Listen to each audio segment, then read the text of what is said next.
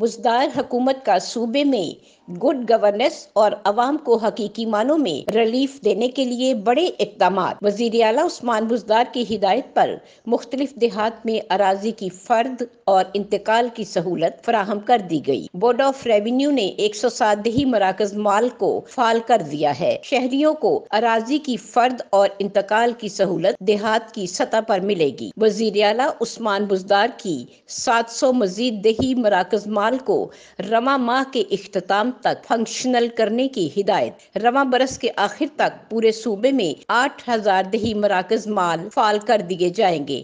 اس اقدام سے شہریوں کو اراضی کی فرد اور انتقال کے حصول میں بے پناہ آسانی ملے گی۔ اس حوالے سے عثمان بزدار نے کہا کہ میں اضلاع کے دورے کے دوران دیہی مراکز مال کا بھی وزٹ کروں گا۔ صوبے کے دور دراز علاقوں میں اراضی ریکارڈ کے لیے 20 موبائل یونٹ فنکشنل ہیں۔ مزید 20 موبائل اراضی یونٹ بھی جلد فعال ہو جائیں گے۔ 62,000 فردوں کا آن لائن اجرا کیا گیا ہے۔ 1,44,439 ایکڑ سرکاری اراضی قبضہ گروپوں سے واگزار کرائی گئی ہے۔ واگزار کرائی گئی اراضی کی مالیت تقریباً 425 ارب روپے بنتی ہے۔ وزیر اعلیٰ عثمان بزدار کی سرکاری اراضی کی شفاف طریقے سے نیلامی کی ہدایت۔ سرکاری اراضی کو قواعد و ضوابط کے مطابق جلد نیلام کیا جائے۔ بورڈ آف ریونیو میں one window property registration system کا اجرا کیا گیا ہے۔ One window property registration system کے تحت 9 سینٹرز قائم کر دیے گئے ہیں۔ اس پروگرام کا دائرہ کار ضلع کی سطح تک بڑھایا جائے گا۔ وزیر اعلیٰ عثمان بزدار کی پروگرام کو 3 ماہ کے اندر تحصیل کی سطح تک بڑھانے کی ہدایت۔ 807 مواضعات میں